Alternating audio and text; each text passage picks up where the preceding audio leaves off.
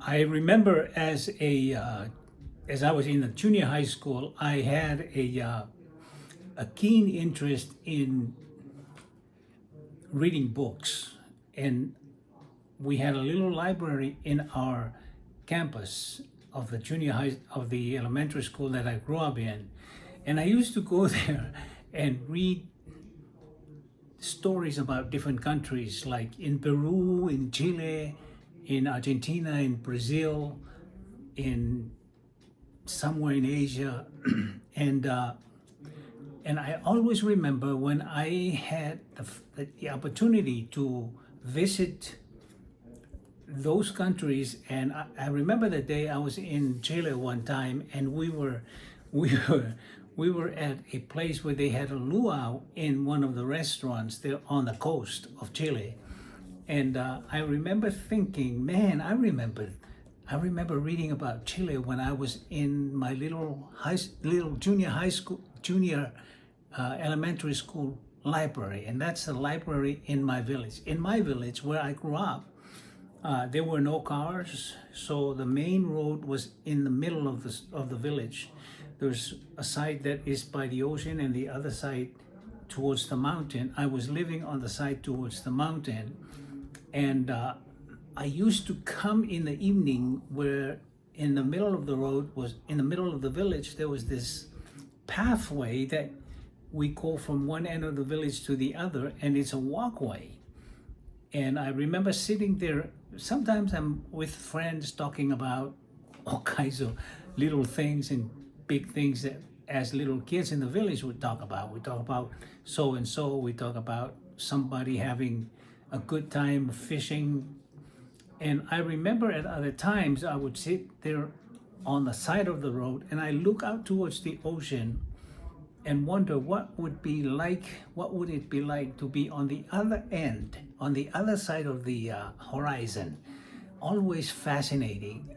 And that's when I started reading books in the library. It really was not even a library. It was just a little room with books, and I would go there and as a little kid just interested in all of that. And then I also had a chance to be introduced to reading Shakespeare. So I made sure I read all the Shakespeare stories and took it at home sometime and have a time sneaking behind everybody with my grandmother and sneaking behind reading the books. But later on in life, by the way, while I was on the sidewalk, it is one of those things that you do almost every night, because every night there's no electricity. So every night it gets dark very fast, and then the only light are the lanterns that each home, each family has to do their devotion and for their evening time together. But I would sit there and I watch out in the ocean. Sometimes I see lights in the middle of on the ocean with boats going into the main island. And then during the daytime, sometime I would look up when there's a noise of an airplane flying by and see the airplane on the top, and just wondering, just very active in using my imagination and the sense of curiosity as to what it would be like to be in the airplane or be in the boat going to another island, going to another place. But I remember during those days, because it came to me as in the last 4 years, I've been confined to a wheelchair, that it's possible to be limited in your physical activities, but your mind can go from one island to another, one country to another. And so I have had the opportunity since I started my YouTube channel, of sitting in front of my computer and think about places. Like I remember the time in Chile with having a good time with my friends, and then I asked people, because Chile is closer to the Easter Island, and so a lot of the Chilenos, that I don't know if it's Chilenos or Chileans, I asked them if they have been to the Easter Island. They said yes. So my ancestors happened to be from Tahiti, and on my father's side, I'm a quarter Tahitian and 3/4 Samoan, and but I remember that because it was interesting to me. Everything has a meaning. Remember going to the waterfall in at Iguazu in Argentina, and huge body of water. That was fascinating. That's a story of its own.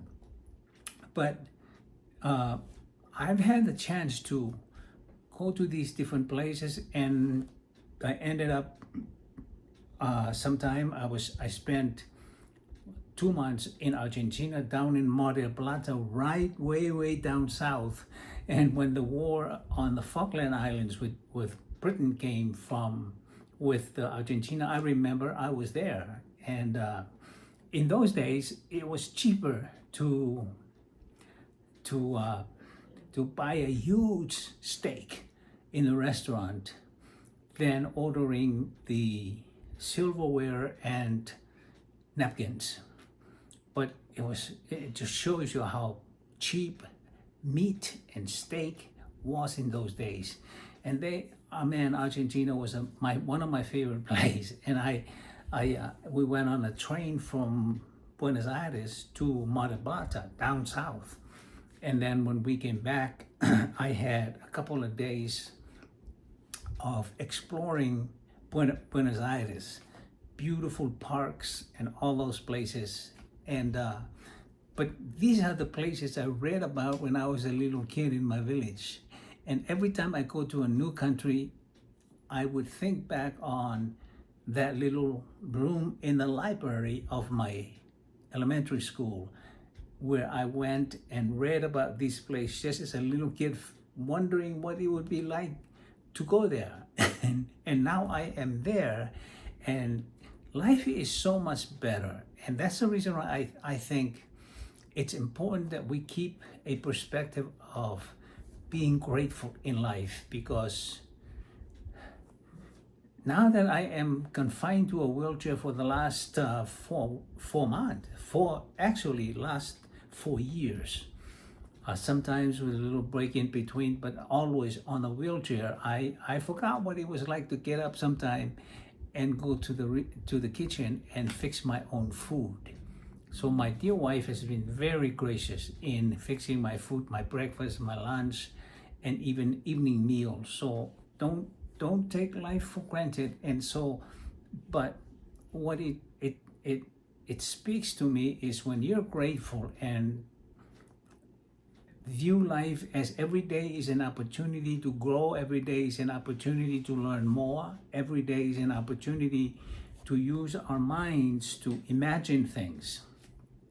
And since I started YouTube, it has been a great joy for me, because I'm able to remember stories from my 20s, my early 10s, when I was in the island and going all over the place. Now I can think back and remember moments and times of freedom that I had, and the opportunity just to get up and go. And there was no limitation, there's no danger, there's nothing like that. You just get up and go, and there are no wild animals. You just wild pigs, and so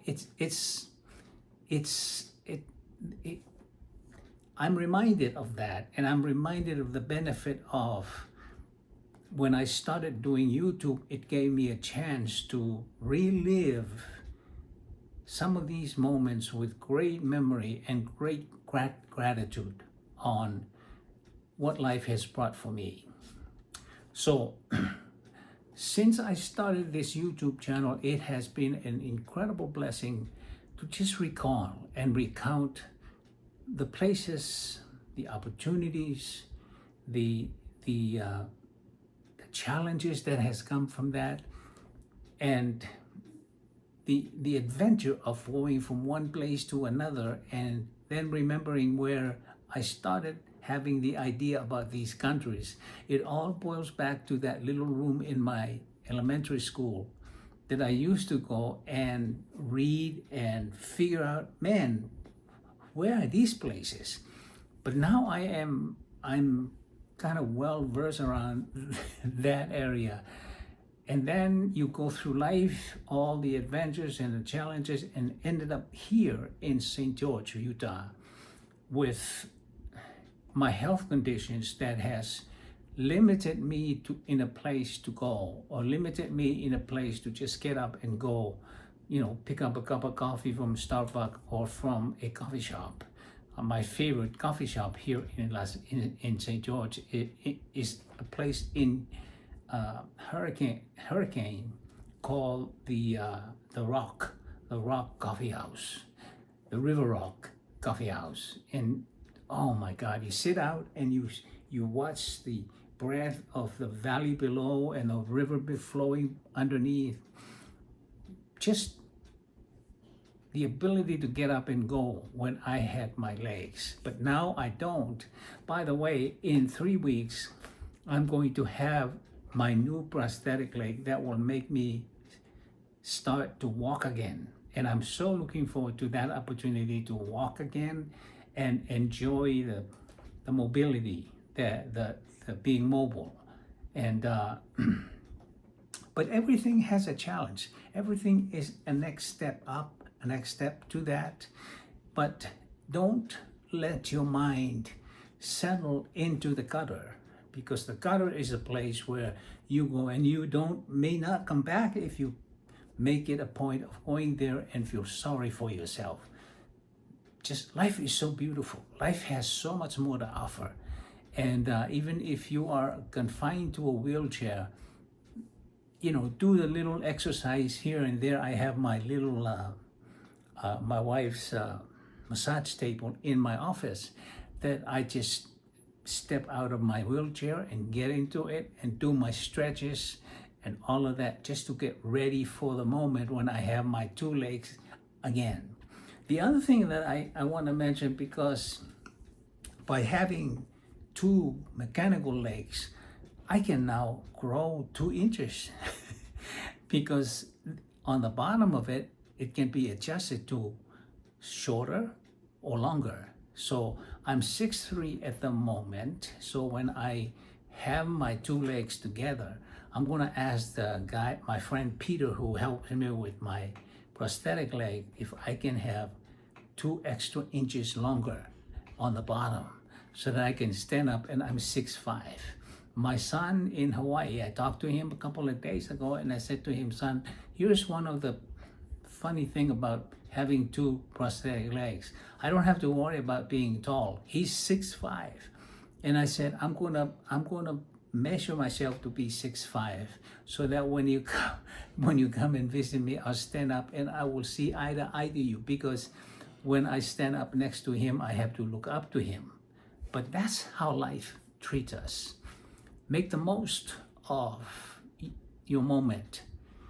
Don't allow the handicaps, don't allow the limitation of your ability to define you. You can sit back and allow the benefit of your mind traveling, going from one place to another. Enjoy the view, enjoy the memory of the scent and the flowers, the beautiful flowers. You can imagine that, and as you imagine it, it becomes real, and life takes on a whole new meaning.